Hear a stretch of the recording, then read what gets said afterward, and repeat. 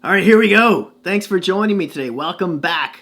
We're going to talk about grading the Philadelphia Flyers during the pause. But before we get started, I just want to ask you to please like, subscribe, hit that notification bell even, which will let you know when my next video comes out, which will be about the Ottawa Senators. Now, the last team I graded was the Pittsburgh Penguins over there, whom a subscriber pointed out in my comment section I gave a bit of a overly generous grade to at an A minus. He says he wish I taught him in grade school. You know, it stings, it hurts, it burns. But he's probably right, in all honesty. Maybe I should have graded him closer to B, maybe B plus. But seeing as how the Penguins had so many injuries to such key players, and they only had one player who's actually played all 69 games of the season so far, what can I say? I felt generous. You live and die by the sword. In any case, the Flyers. How many hands up out there, how many of you thought they'd be this good so far this season? Fifth in the league, by the way. Let's see, 1, 2, 3. So, liar. Okay. Really? They looked good on paper. They got a great coach. But this GM kind of makes me nervous. I was going to say Cliff Fletcher's father. Chuck Fletcher didn't exactly do the finest of jobs for the Minnesota Wild. And when the way he just throws away money on free agents scares me. And I'm talking specifically about, Hayes and Van Riemsdyk. Although he patched up a couple of big holes for the Flyers at left wing, and especially at that second line center spot. And don't get me wrong, Hayes has been doing great. Not over $7 million great, but he's been doing great so far. More on him later. And of course, he made a couple of astute moves by bringing in depth centermen for the third and fourth line in Grant and Thompson. And then, of course, in the offseason as well, he made some trades, brought in Braun, and more importantly, Niskanen, who really helped solidify the right side, and defensively speaking, that defense as well. It's made Provorov and even Sanheim much better players. But you also have to look back to Hextall, their last GM, who's really left them with a great prospect pool. They were ranked 8th in the Hockey News, and for good reason. They just have a plethora of players from all positions who can just come in and plug holes wherever they need them to be plugged. And that's been proven again this season with some of their key injuries, which we're going to get into in a second. But first, I want to talk about very quickly how they've done so far this year. From October on. October they had a slow start. November and December they did really good. January was okay, and then they've been smoking everybody in February and March, really. Now in the league, the last game that they had, they actually lost, but they've been 9-1-0 in the last 10. They've got 89 points, only one behind the Metro leading Washington Capitals, and 3 ahead of the Pittsburgh Penguins. So there's no taking your foot off the gas, but they've been playing wonderfully so far. Now I'm going to throw some stats at your face real quickly right now, just like that. Starting with the special teams. The power play is 14th in the league. Okay, the penalty kill is 11th. Wins, they're 5th. Points, they're 6th in the league. Goals for, they're 7th. Goals against, they're 8th. Their shots against per game, they rank 1st in the league, only letting 28.7 shots against. And their face-off win percentage is also number 1 in the league, which probably helps that other stat at a 54.6% clip. Now, a couple of other points I'm going to throw out there. There's not many players on this team right now who are in the minus category of the plus-minus stat. And the ones that are, it's very marginal. Now, the one thing is, though, of the teams that are in a playoff spot right now, besides the Columbus Blue Jackets, they've got the second worst of all playoff teams. So that's got to be improved. But You know what I'm going to say next. They're the best team in the league at home right now. Thanks to Gritty, probably. And maybe their new coach, Alan Vigneault, who I haven't even mentioned yet, who, of course, from the Capitals, from the Canucks to the Rangers, has done good jobs with both of those teams, especially in the first few years. He's coached them, and he continues to do so right now. Now, let's move on. Let's start with their goaltending, starting with Carter Hart. Now, in 43 games, he's got a .914 save percentage, a little bit lower than last year, where in 31 games, his first inaugural season, he had a .917, but maybe it's part to do with a different coach, different defense, new guys on defense. Plus, he's so young. He's 21 years old. Yeah, okay, he'll be 22 in August, but so what? This kid has got a very high ceiling.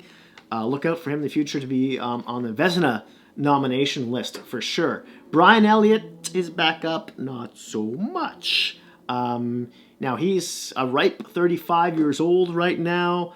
He'll be a UFA at the end of the season. I don't know if they bring him back. This is his third season with the club. In 31 games, he has got an .899 save percentage.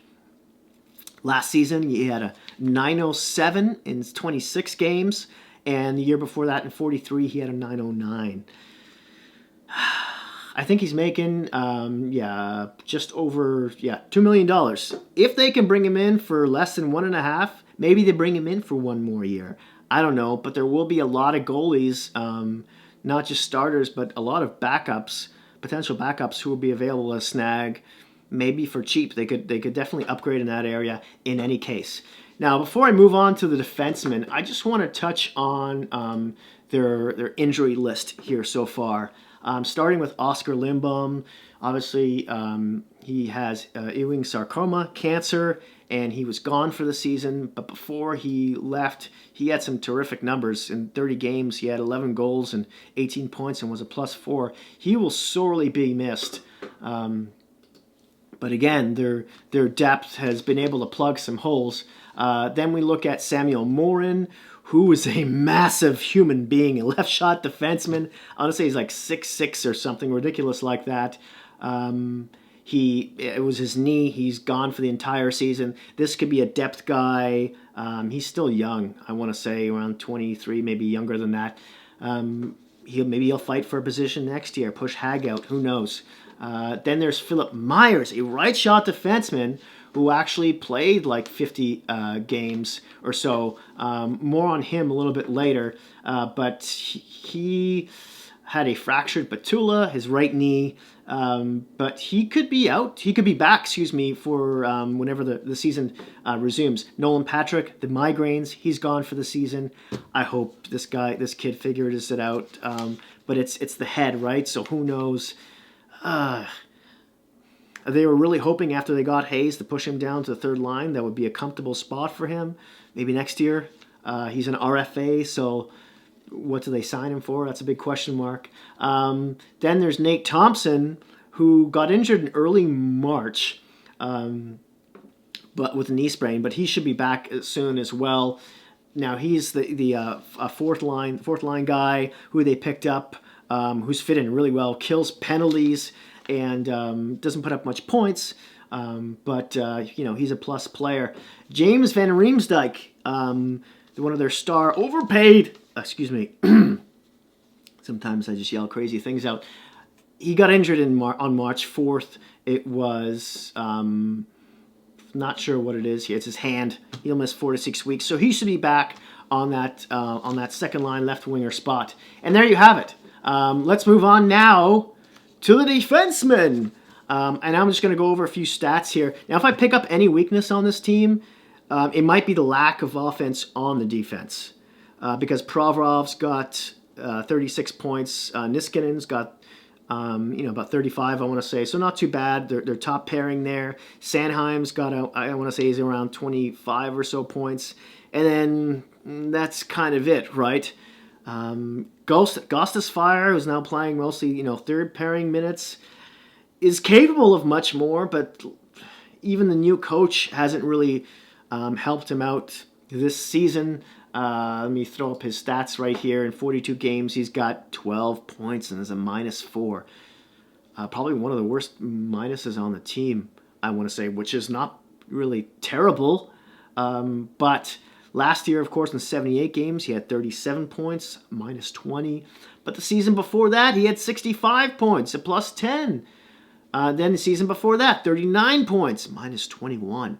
And then, again, the season before that, 46 points. This guy's capable of much more. I mean, he is 27 right now, but maybe he just needs a fresh start. I know his name's been in the rumor mill for a while. Maybe in the offseason, whenever that happens. So yeah, now Phillip Myers. I want to get back to him very quickly here. In 50 games with the Flyers, he hasn't had much points, but he's been a +17. He's a right shot defenseman, 6'5", 210 pounds, big boy, only 23 years old, and has had an average ice time of just over 17 minutes a game. So this guy could, even push Braun down to the third pairing and maybe push Hag into a 7th or 8th spot for them, which would be ideal, really. This kid's got some potential, defensively speaking, and the size to back it up. And who else did I wanted to talk about on defense? No one else, really. Niskanen and Braun have been doing well. They're the new guys. And yeah, moving on, let's talk about the forwards. Now, I mentioned how solid their top 6 was, especially with Van Riemsdyk when he's healthy. I mean, Voracek, Couturier, Giroux, Konechny, who's having the best point season out of all Flyers right now, with 61 points. He's 36th in the league, 24 goals, 37 assists. So there's that. So it's just really evened out offense. And then they've been getting a lot of, sort of depth plugins here from the great scouting has paid off from the Hextall era, and they've been taking a lot of these younger guys and plugging them into the lineup, like Joel Farabee, for instance. I mean, his numbers aren't fantastic. 52 games, 8 goals, 21 points, +6. He's playing that left side on the second line right now. He's got some potential. He's only 20 years old. So he's got a higher ceiling. Then there's Morgan Frost, of course, who hasn't played. He's only played about 20 games, and he scored right off the bat, and then his point meter kind of took a dive. He may take a little bit more marinating. Maybe he's that third line center next year as well. That's a possibility. But I'm going to rewind here and look at Kevin Hayes, the new guy's numbers so far. In 69 games, he's got 23 goals, 41 points, -6. Yeah, I think that is the worst on the team. But he also penalty kills. Speaking of which, he's tied for first in the league with shorthanded goals with 4. By the way, not to mention one of the guys they picked up before the trade deadline, Grant, who's the third line center, is tied for second in the league with 3 shorthanded goals. So there's that as well. And is there anything else? Yeah. So when it comes to the faceoffs, this is why they're so good at them. Sean Couturier is first in the league in faceoff win percentage. Claude Giroux is 4th. He also happens to be 6th in defensive zone faceoffs, which I assume he probably takes for Hayes' second line as well. And then there's Nate Thompson, who's 19th in the league. He's their 4th line center in faceoff win percentage. So yeah, so there you have it. I think I've covered all my bases here. How would I grade them? I gotta give them an A-. I know. But they really deserve that mark this time. And they're kind of the wild card going into the playoffs, aren't they? They could really surprise a team in the first round, maybe even in the second as well. With Vigneault behind the bench and some more veteran defense back there now, who knows? As always, I would love to hear your opinion on this team down in the comment section below, especially you Philadelphia Flyer fans. Thank you so much to my supporters out there. The subscribers continue to trickle in. Speaking of which, please don't forget to hit like and subscribe. And hey, in this crazy, crazy world we're living in at the moment, please stay safe out there. And if you can, stay at home. Thanks again, and I'll see you soon.